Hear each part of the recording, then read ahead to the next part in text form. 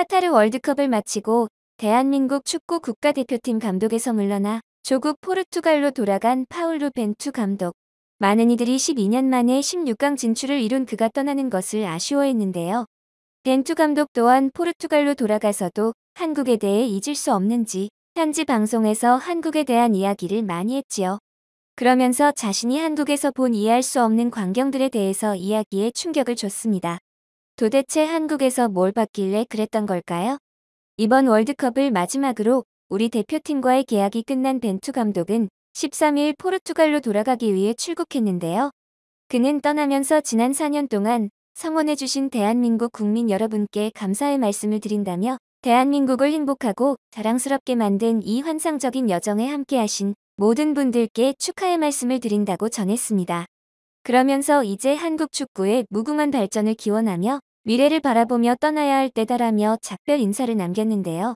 그와 함께 대한민국은 항상 내 삶의 일부일 것이며 우리 선수들은 항상 내 마음속에 영원히 함께할 것이라고 말해 그의 한국에서의 삶이 정말 뜻깊고 행복했음을 짐작할 수 있게 해줬습니다. 그렇게 한국을 떠나 포르투갈로 돌아간 뒤 현지 방송에 출연한 벤투 감독. 주제는 물론 한국에서 대표팀 감독을 하면서 있었던 일들에 대한 것이었지요. 그에 대해 벤투 감독은 선수들이 보여준 프로페셔널리즘과 자세, 태도에 특히나 감사했다고 했습니다. 그들이 자신의 인생에서 절대 잊지 못할 가장 아름다운 경험을 할 수 있는 기회를 줬다며 선수들에게 고마움을 나타냈는데요. 한국 대표팀을 맡기 전까지 실패 전문가라는 소리까지 들으며 비아냥의 대상이 되었던 그로서는 자신이 감독으로서 제대로 된 무언가를 이룰 수 있게 해준 우리 선수들이 고맙지 않을 수 없었을 겁니다. 그는 또한 한국에서의 생활에 대해서도 이야기했는데요. 한국에 오기 전에도 자국 포르투갈뿐 아니라 브라질과 그리스, 중국 등 여러 나라에서 감독을 했던 그였기에 한국에서의 생활이 어떤 느낌이었을지 궁금한 건 당연지사. 벤투 감독은 그러한 자신의 경험에 대해 많은 나라에서 생활하며 좋은 경험을 많이 했다고 했는데요. 그러면서 한국에 대해 한국은 사람들이 기본적으로 교육을 잘 받은 느낌이다. 특히 타인을 존중하고 배려하는 문화가 강하다고 했습니다. 그가 이렇게 말하는 걸 단순 립서비스로만 볼 수는 없다는 건 그가 한국에 오기 전까지 겪어야 했던 대우들을 보면 알 수 있지요.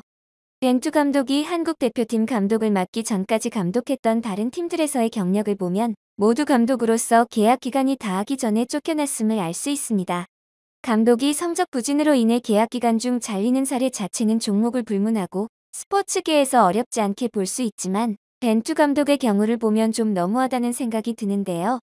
포르투갈 대표팀 다음에 맡았던 크루제이로에서는 2달하고 보름도 지나지 않아 경질되었고 올림피아코스에서는 계약 기간 중 승률 65%로 절대 나빴다고 할 수 없음에도 일시적인 성적 부진을 이유로 역시 반년을 겨우 넘기고 잘렸습니다. 한국 대표팀 직전에 맡았던 중국 슈퍼리그의 충칭 리판에서도 사정은 마찬가지였는데요. 충칭에서 벤투 감독은 5승 2무 8패를 거둬 시즌 중이었던 2018년 7월 부임 후 8달 만에 경질되었지만 표면적 결과만 보고 판단해서는 안 됩니다. 애초에 당시 충칭은 앞에 두 팀과 달리 우승이나 대륙간 대항전 진출 같은 게 아닌 일부 리그 잔류가 목적이었던 팀이고 강등권으로 내려간 적도 없었지요. 즉 벤투 감독의 당시 성적은 칭찬받을 수준은 아니었을지 몰라도 경질의 이유가 될 정도로 부진했다고 볼 수는 없습니다. 그럼에도 충칭 측은 성적 부진을 이유로 벤투 감독을 경질했지요. 그 덕에 우리가 벤투와 만날 수 있었던 거긴 하지만 그의 입장에서는 치욕스럽기 그지 없었을 겁니다.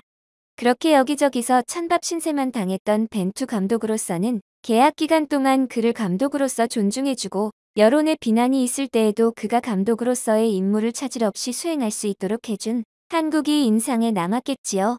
자신의 이름을 아버지와 합친 벤버즈로까지 불러주는 사람들을 그 누가 싫어하겠습니까? 감독으로서 제대로 된 존중이라는 걸 받아보지 못했던 그로서는 그런 한국과 한국 사람들은 감동적이었을 겁니다.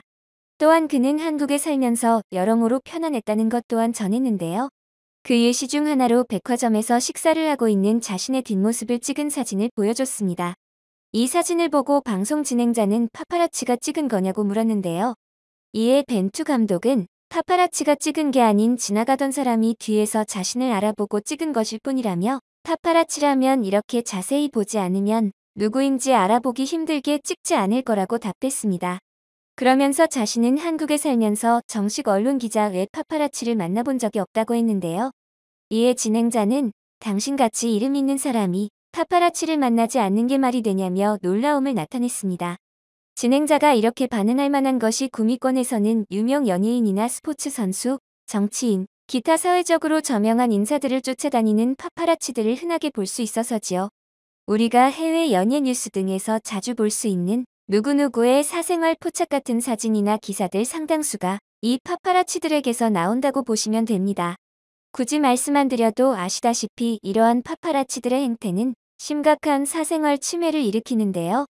이 때문에 해외 유명 연예인들이 외출 시 자신의 얼굴이 잘 드러나지 않게 별의별 방법을 동원해서 가리고 다니는 걸 많이 볼 수 있습니다. 하지만 벤투 감독은 한국에서 사는 동안 그런 걱정을 할 일이 없었지요. 부임 초기부터 그가 일산 YCT 아파트 단지에 거주한다는 것과 여가 시간에 일산의 여러 명소를 돌아다닌다는 것이 알려졌는데도 말입니다. 물론 현지 주민들 사이에서 벨라시타에서 벤투 감독님 볼 확률은 40% 된다.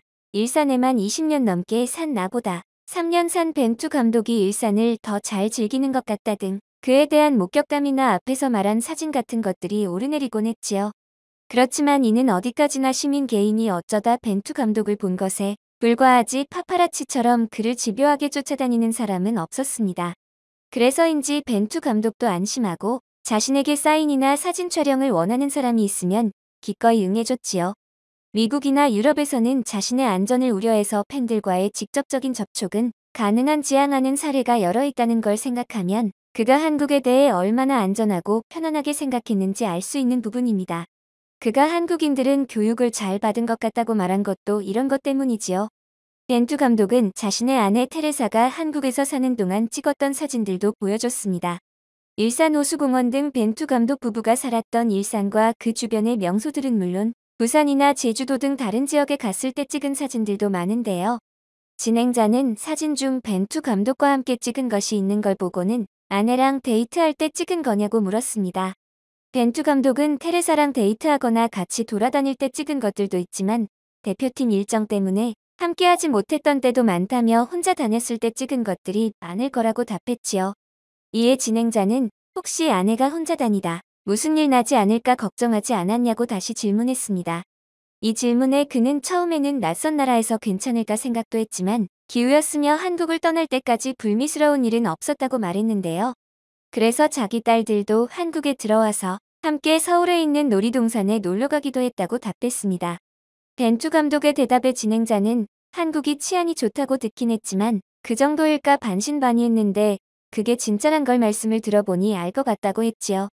미국이나 유럽에서 이런 반응을 보이는 것에 대해 뭘 그리 호들갑이냐 하시겠지만 우리 생각 외로 중년 여성이 혼자 낯선 곳을 안전하게 돌아다닐 수 있는 나라는 그리 많지 않습니다. 힘이 약한 나이 든 여성, 그것도 해당 지역에 대한 정보가 없고 말이 통하지 않는 외국인만큼 범죄 대상으로 적합한 상대는 없으니 말이지요. 이는 남성도 정도 차이는 있지만 예의는 아닙니다. 구미권에서 밤에 남녀를 불문하고 혼자 돌아다니는 건 자제하는 게 이 때문이지요.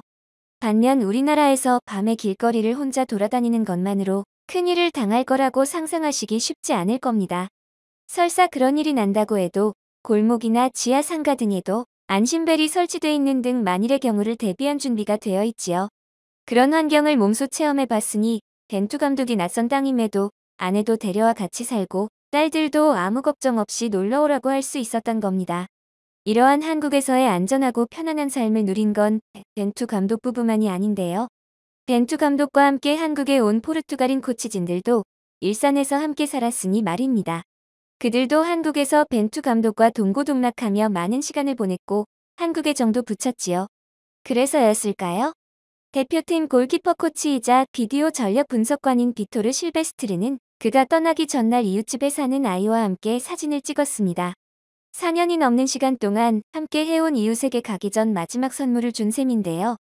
사진뿐 아니라 미니 축구공과 축구용품들, 그리고 포르투갈 사람 아니랄까봐 와인도 선물해줬습니다. 실베스트르 코치는 선물들과 함께 포르투갈어와 영어로 감사하다고 쓴 쪽지도 남겼지요. 그동안 이웃이자 팬으로서 함께해주고 응원해줘서 고마웠다는 걸 겁니다.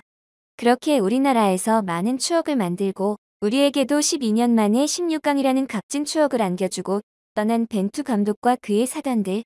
최근 벤투 감독은 폴란드 축구 국가대표 차기 감독 유력 후보로 거론되고 본인도 긍정적으로 검토 중인 것으로 알려졌는데요. 그가 어디에서 무얼 하던 언젠가 다시 웃는 모습으로 만날 수 있었으면 좋겠습니다. 우리 축구에 너무나도 큰 선물을 안겨준 사람이니까요.